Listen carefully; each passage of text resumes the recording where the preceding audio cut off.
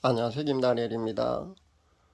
제 메시지를 듣는 구독자분들 중에 더러는 마음에 도전이 되는 단계를 지나서 마음의 부담으로 다가오는, 그러니까 영적인 피로도를 호소하는 그런 분들도 들어있는 것 같습니다. 아마 그동안 입에 달콤한 메시지, 귀에 즐거운 메시지에 익숙해 있다면 아마 그럴 수도 있다고 저도 생각해 봅니다. 그러나 저는 가장 진리에 근접한 메시지를 전해야 된다는 사명으로 오늘 또 이 메시지를 전합니다. 로마서 10장 10절에 보면은 사람이 마음으로 믿어 의에 이르고 입으로 시인하여 구원을 얻느니라 라는 그런 말씀이 나옵니다.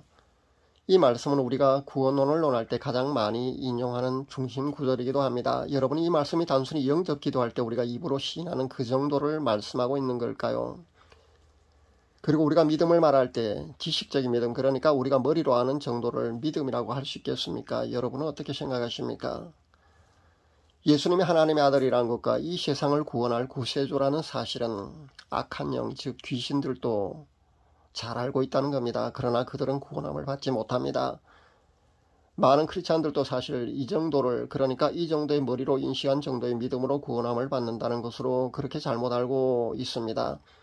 이렇게 지식적으로 아는 것은 믿음이라고 할 수가 없습니다. 이것은 전문적인 용어로 만약에 표현을 한다면 지식적인 동의라고 해야 합니다. 이 정도로는 구원함을 얻지 못합니다. 심지어 대부분의 기성교에서는 영접 기도를 따라하기만 하면 바로 이제 아무개는 구원함을 받았습니다, 그렇게 선포를 합니다. 아마 이게 대세일 겁니다. 거의 모든 강단에서 아마 이렇게 하고 있는 걸로 압니다. 과연 이 정도로 구원함을 받고 한 번 구원은 영원하니까 무슨 죄를 짓더라도 모든 죄를 사함받고 영원히 구원을 상실하지 않는 걸까요? 그렇다면 참 구원받는 것이 너무나 쉽다는 겁니다. 천국은 차고 넘칠 겁니다. 지옥은 반대로 텅텅 비어 있어야 한다는 겁니다. 그런데 영적인 깊은 체험을 하는 그런 뛰어난 영성가들은 왜 한결같이 천국 가는 비율이 소수라고 그렇게 애타게 절규하고 있는 것일까요? 어느 외국 목사님이 천국 가는 비율이 2.5%라고 그렇게 하는 제목의 동영상, 그 제목밖에 제가 보지 않았습니다만은 저는 그 동영상 제목을 보고 충격을 받았거든요. 근데 천국 가는 비율 그 2.5%라는 것이 크리스찬과 일반인 모두를 합했을 때 그 정도 비율로 천국 간다는 것인지는 제가 보지 않아서 정확히 알 수 없습니다. 알지를 못합니다. 그런데 만약에 그렇다 해도 너무나 극소수가 만약에 그렇다면 천국 가는 것이 아니겠습니까? 이 영성이 뛰어난 목사는 거짓 체험을 하고 우리에게 거짓 간증을 하고 있는 걸까요?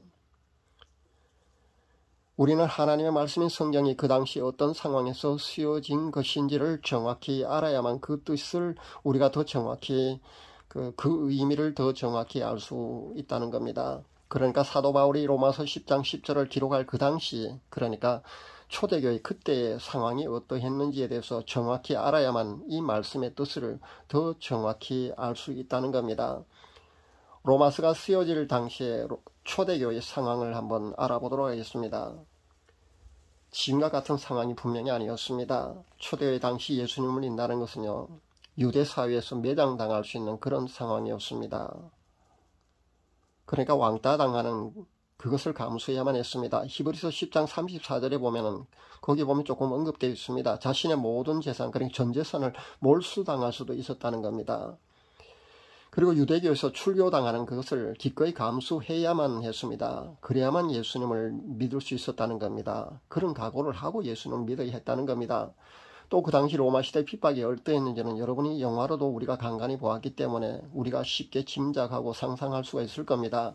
사자떼를 굶주리게 해놓고요, 운영 경기장에 초대교회 성도들을 붙잡아서 그렇게 가둬놓고 사자들을 풀어버립니다. 그러면 사자들이 달려들어서 초대교회 성도들을 물어뜯어 그렇게 잡아먹었습니다.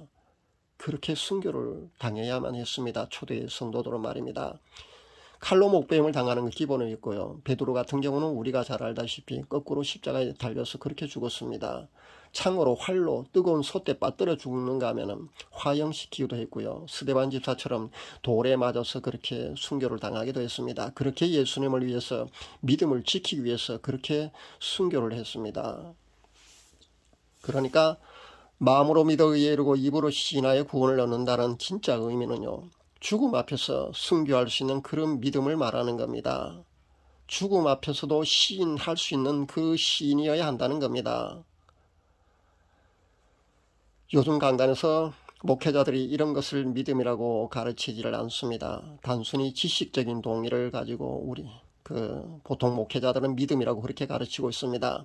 영접 기도로 구원함을 받았다고 즉시 선포를 합니다. 그리고는 무슨 죄를 지어도 절대 구원함을 상실하지 않는다고 그렇게 안심시킵니다. 그러니까 예수님을 인격적으로 만나야 되고 그럼으로써 거룩한 모습으로 변화되어가는 성화는 이미 한국교회에서 실종된 지 오래되었습니다. 로마서 10장 10절 말씀은요, 현대 지금 상황 같다면은 극단 이슬람주의 IS에 만약에 붙잡혀서 참수당하는 그 상황에서도 나는 예수님을 내 구주로 믿습니다라고 입으로 시인하면서 기꺼이 순교할 수 있는, 그렇게 시인할 수 있는 그 시인이어야 한다는 겁니다. 짐승의 편 666을 거부하고 길로틴이라는 목뱀을 하는 참수기계에 내 목을 집어넣으면서도 나는 예수님을 내 구주로 믿습니다라고 그렇게 시인할 수 있는, 그렇게 순교하면서도 그렇게 시인할 수 있어야 한다는 겁니다. 그런 믿음이 구원함을 받는다는 겁니다.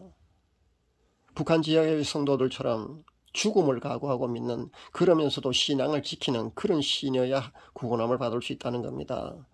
그러니까 로마서 10장 10절 말씀은 순교자적인 그런 믿음을 말하고 있는 겁니다. 순교의 상황에서 예수님을 부인하지 않고 입으로 시인할 수 있는 그 시인이어야 한다는 겁니다. 거짓 믿음과 값싼 구원론이 대세인 요즘 한국교회의 풍토를 바라보면서 로마서 10장 10절에 나오는 그 시인의 참 의미를 다시 한번 곰곰이 생각해 보아야 한다고 생각해서 이 말씀을 전합니다. 감사합니다.